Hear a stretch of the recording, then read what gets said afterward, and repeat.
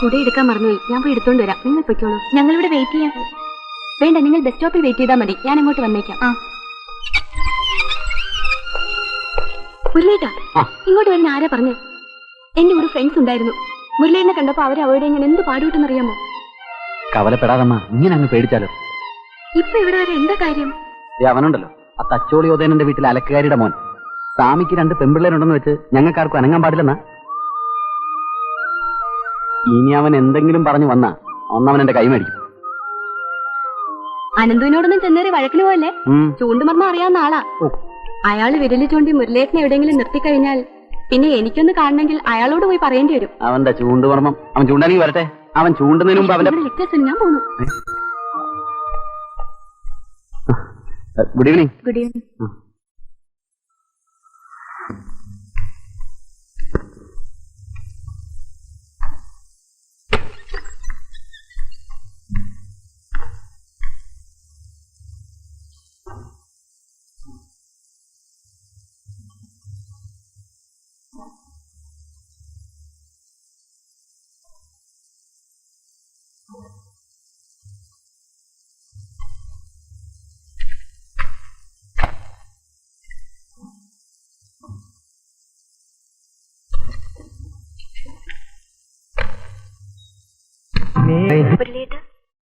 Cassette കൊണ്ടുള്ള നമ്മുടെ ഈ കളി അപകടമാണ്.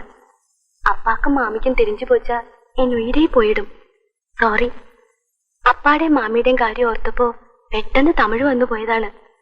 സാവിത്രിക്കുട്ടിക്ക് സംശയം തോന്നാതിരിക്കാൻ മുരളേട്ടൻ അവിടെ നോക്കി നിൽക്കുമ്പോൾ ഒരു 100 വട്ടം വായി നോക്കിയെന്ന് ഞാൻ വിളിച്ചിട്ടുണ്ട്. ഒന്നും തോന്നരുത്. ഞാൻ കടയിലേക്ക് വരുമ്പോൾ മുരളേട്ടനെ കാണാതിരുന്നാലാണ് എനിക്ക് വിഷമം. മുരളിയേട്ടനെയൊക്കെ ലോഡ്ജിൽ നിന്ന് ഒഴിപ്പിക്കാനാണ് കടത്തനാട്ടിൽ നിന്ന് കളരിക്കാരനടുത്തിനെ കൊണ്ടുവന്നിരിക്കുന്നത്. എനിക്ക് അയാളെ കണ്ടിട്ട് കളരിക്കാരനായിട്ടൊന്നും തോന്നുന്നില്ല. അമ്പലത്തിലെ ചെണ്ടക്കാരൻ മഹാരാജെ പോലെ ഇരിക്കുന്നു. അയാളെ അവിടുന്ന് എത്രയും പെട്ടെന്ന്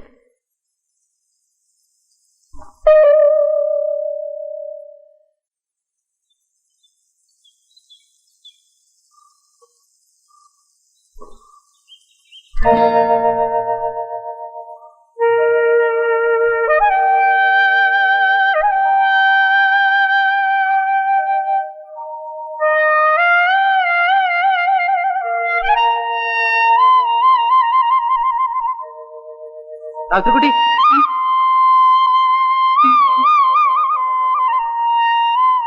വളരെ പ്രധാനപ്പെട്ട ഒരു കാര്യം എനിക്ക് സാവിത്രിക്കുട്ടി അറിയിക്കാനുണ്ടായിരുന്നു. അത് കേട്ട് കുട്ടി ഞെട്ടുകയില്ല എന്നെനിക്ക് വാക്ക് തരണം. തെറ്റിദ്ധരിക്കരുത്. അങ്ങനെ വാക്ക് തന്നാൽ മാത്രമേ ഞാനത് പറയൂ.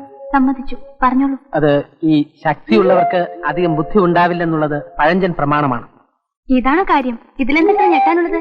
അയ്യോ, അതെ അതെ, ഞെട്ടാനുള്ള കാര്യമായില്ല. ഞാൻ പറഞ്ഞത് ആമുഖം മാത്രമാണ്. അതെ, എന്റെ ബദ്ധശത്രുവിനെ എന്റെ സഹോദരനായി സ്വീകരിക്കേണ്ടി വരുമോ എന്ന ഭയമാണ് എനിക്ക്. എനിക്കൊന്നും മനസ്സിലാകുന്നില്ല. മുഴുവൻ കാര്യങ്ങൾ എനിക്കും മനസ്സിലായിട്ടില്ല. എന്നാലും മനസ്സിലായിടത്തോളം വെച്ച് നോക്കുമ്പോ ഉന്നക്ക ഗായത്രിയും അന്ത അയോഗ്യ റാസ്കൽ മുരളിയും തമ്മിൽ കാതൽ, പ്രേമം. അനന്തു, അനാവശ്യം പറയരുത്. അയാളെ കാണുന്നത് പോലും അക്കായ്ക്ക് വലിയ ദേഷ്യമാ. അതാണ് പെണ്ണുങ്ങളുടെ ബുദ്ധി. കാസറ്റ് ഉൾപ്പെടെയുള്ള പല തെളിവുകളും എന്റെ കൈവശമുണ്ട്. എല്ലാ വിവരങ്ങളും ഞാൻ ഇന്ന് തന്നെ സ്വാമിയോട് പറയും. അതോടെ അവന്റെ പ്രേമം ഡിം. അയ്യോ, അപ്പാക്കിട്ട് പറഞ്ഞാ പിന്നെ നമുക്കത് പ്രശ്നമാകും. എന്ന് പറഞ്ഞാലൊന്നും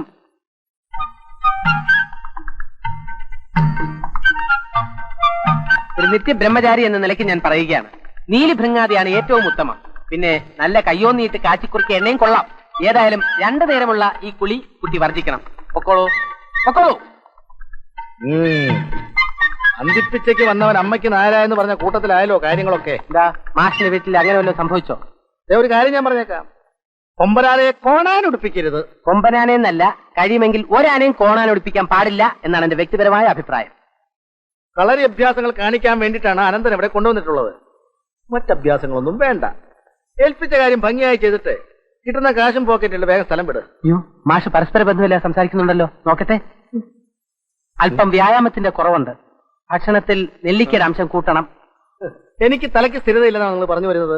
സത്യം അതാണെങ്കിലും അത് തുറന്നു പറഞ്ഞ് മാഷിന്റെ മനസ്സ് വേദനിപ്പിക്കുന്നത് എനിക്ക് ഇഷ്ടമുള്ള കാര്യമല്ല. അത് ശരി.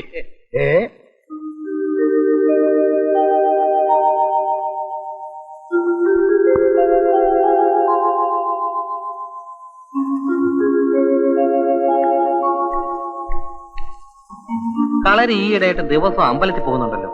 എന്റെ ബലമായ സംശയം ആ പട്ടറുടെ 2 മക്കളിൽ ഒരെണ്ണം അവന്റെ വല വീണിട്ടുണ്ട്. അങ്ങനെ ഒരിക്കലും ഉണ്ടാവില്ല. അത്ര എളുപ്പത്തിലൊന്നും ആ പെൺകുട്ടികൾ വല വീഴില്ല. നിനക്കങ്ങനെ അറിയാം? എനിക്കറിയാം. എന്ത് പറഞ്ഞാലും ശരി, എനിക്കൊരു സ്വസ്ഥത കിട്ടുന്നില്ല. നമുക്ക് അവനെ വാച്ച് ചെയ്യാം. വേറെ ജോലിയില്ലേ നിനക്ക്? ഇങ്ങോട്ട് എഴുന്നേറ്റ് ഇവനെന്താ പോണോ? ഡ്രസ് മാറ്റട്ടെ.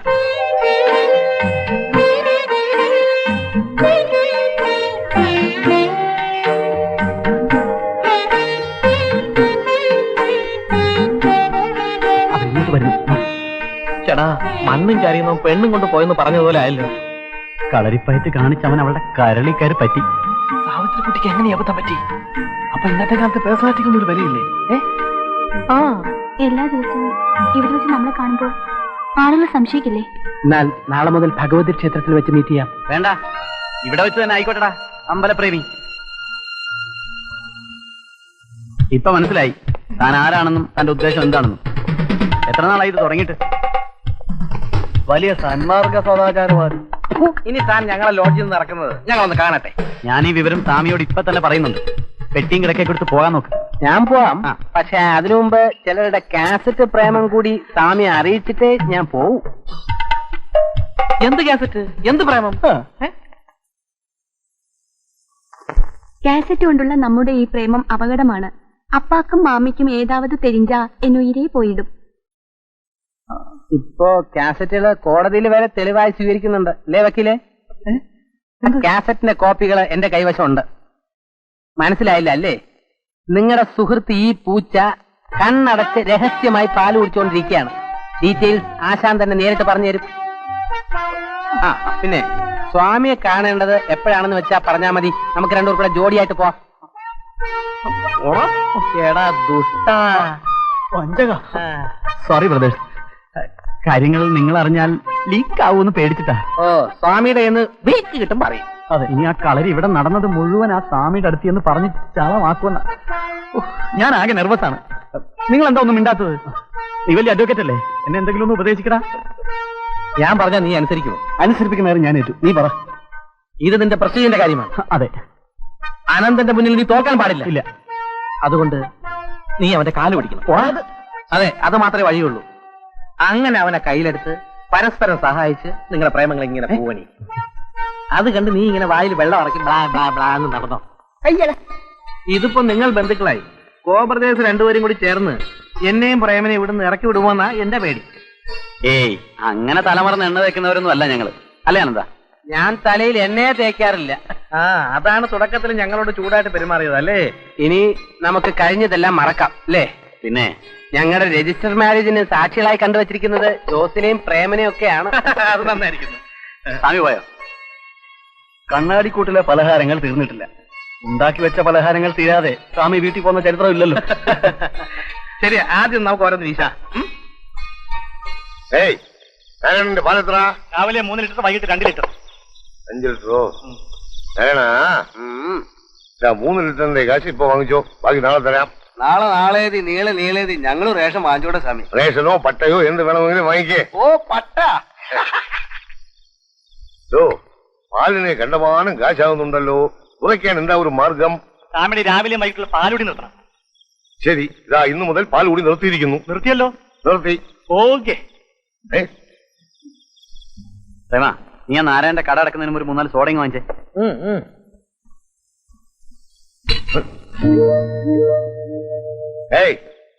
என்னடா மாடியில ஒரு கும்பமேளம்? நம்ம அனந்தம் இல்லையா அங்கே? ഉണ്ടല്ലോ, ഞാനല്ലേ ഇപ്പൊ പൊറോട്ട ഇറച്ചിയെല്ലാം വാങ്ങിച്ചു കൊടുത്തത്. എന്താ ബഹളം? നമ്മൾ തമ്മിൽ ഇത്രയും അടുത്ത സ്ഥിതിക്ക് ഞാനൊരു രഹസ്യം പറയട്ടെ. രഹസ്യം സ്വാമി അറിയരുത്.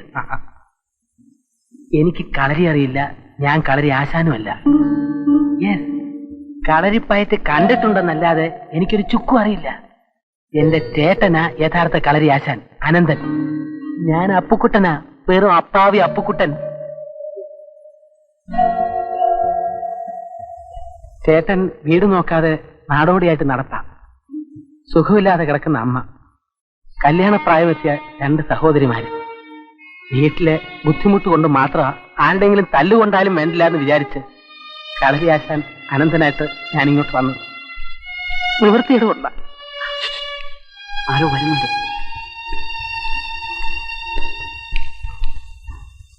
അനന്തപുരികളെ സ്വാമി വിളിക്കുന്നു.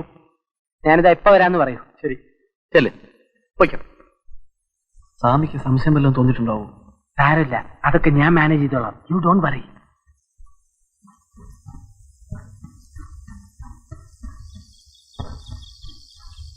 സ്വാമി, എന്താ വിളിച്ചത്? എന്താ നീയും അവരുടെ കൂടെ കൂടിയോ? സ്വാമി, ഇതൊക്കെ എന്റെ ഒരു നമ്പരല്ലേ? മനസ്സിലായില്ല. ഈ തൂക്കിക്കൊല്ലാൻ പോകുന്നതിന് മുമ്പ് കൊലക്കേസ് പ്രതികൾക്ക് അവർക്ക് ഇഷ്ടമുള്ള ആഹാരം വാങ്ങിച്ചു കൊടുക്കാറില്ലേ? ഏതായാലും അടുത്ത ആഴ്ച ഞാൻ അവന്മാരെ അടിച്ച് സൂപ്പാക്കി പദം വരുത്തി ഇവിടുന്ന് ഇറക്കി വിടാൻ പോവുകയാണ്. അതിന്റെ പാപം എനിക്ക് കിട്ടാതിരിക്കാൻ വേണ്ടി ഞാൻ അവർക്ക് ആഹാരം വാങ്ങിച്ചു കൊടുത്തതാ. ഓ, ഇത് അവന്മാരെ അവസാനത്തെ അത്താഴമാണല്ലേ? ആ, അന്ത്യനാളുകളിലെ അത്താഴങ്ങളിൽ ഒന്ന് എന്ന് വേണമെങ്കിൽ പറയാം. അച്യുതം കേശവം വിഷ്ണു ഹരിം സത്യം ജനാർദ്ദനം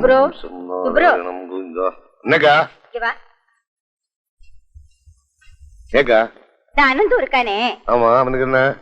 அவனுக்கு ஒண்ணும் இல்லடா. அவனுக்கு இனிமே சாப்பாடு அந்த ஹோட்டல்லயே கொடுத்தா போறோம். நீ சாப்பிட்டான? அவன் இங்க சாப்பிட வந்தா நம்ம சாவித்திரிக்கிட்ட சும்மா தொண பேசிக்கிட்டே இருக்கான். சாப்பிட்டு முடிஞ்சா எழுந்து போக வேண்டியதானே, போக மாட்டேங்கிறான். நான் இதை ஏன் சொல்றேன்னா, நம்ம பக்கத்து வீட்டு டீச்சர் இருக்காங்க, அந்த அம்மா பாத்துட்டு சொன்னாங்க. அவங்க ஒண்ணும் தப்பா சொல்லல, இருந்தாலும் ஏக்கா அந்த அனந்த எதுக்கு வந்தேன்னு அந்த டீச்சருக்கு தெரியாது, உனக்குமா தெரியாது? அவன் 2 நாள்ல வேலை முடிச்சு போறான். நீ சொல்றதெல்லாம் கரெக்ட் தான்டா. ஆனா காயத்ரியும் சாவித்திரியும் கல்யாண வயசு வந்த பொம்பளை பசங்க. நாளைக்கு யாராவது ஏதாவது சொன்னா கெட்ட பேர் நமக்கு தானேடா. நம்ம குழந்தைகளை பத்தி நமக்கு தெரியாதாக்கா? அனந்த அந்த மாதிரி ஆள் அல்ல, ரொம்ப தங்கமான மனுஷன். நீ ஒன்னும் கவலைப்படாத. ஆமா, தங்கமான மனுஷன். எல்லாம் போக போக தெரியும்.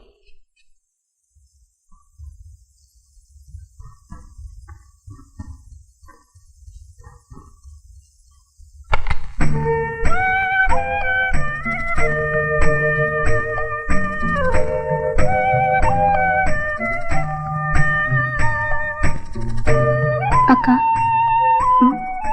நாளைக்கு நம்ம 2 பேரும் பார்க்குக்கு வரணும்னு அனந்து சொல்லியாச்சு. முரளி எங்க வருமா? டெஃபினட்டா வரும். அவங்க 2 பேரும் இப்போ ஃப்ரெண்ட்ஸ் தானே. அவங்க ஃப்ரெண்ட்ஸ் ஆனது எவ்வளவு நல்லா போச்சு. கடவுளே, உன்னை கையெடுத்து கும்பிடுறேப்பா. எனக்கு பயமா இருக்கக்கா. அப்பாவுக்கு தெரிஞ்சா என்ன நடக்க போகுதுன்னு எனக்கே தெரியல. அந்த டைம் சொல்லியாச்சா? சொல்லியாச்சு. 3:30 தானே காலேஜ் முடியற டைம். ஆமா, அப்படின்னா கரெக்டா 4:30.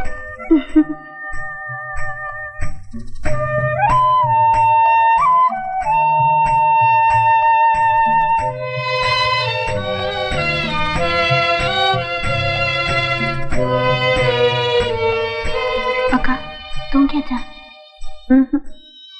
எனக்கு தூக்கமே வரல. ராஜ்ரி, இன்னுமா தூங்கல? என்ன 2 பேருக்கு பேச்சு வேண்டி கிடக்கு? நேரம் ஆறுது இல்லையா?